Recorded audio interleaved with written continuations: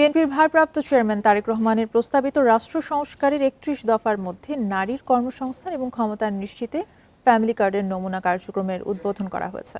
মঙ্গলবার চাঁদপুরের কচুয়া সরকারি ডিগ্রি কলেজ চত্বরে এর আয়োজন করা হয়। ইঞ্জিনিয়ার হাবিবুর রহমানের সভাপতিত্বে অনুষ্ঠানে সমাজের বিভিন্ন শ্রেণী পেশার নারী সদস্যরা অতিথি হিসেবে বক্তব্য রাখেন।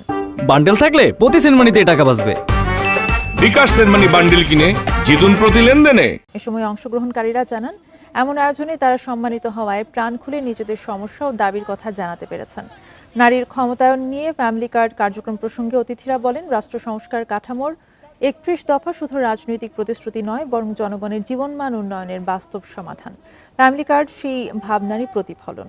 এমন আয়োজনে আগামীতে নারী সমাজ বিএনপির সঙ্গে থাকবে বলেও আশাবাদ ব্যক্ত করেন তারা।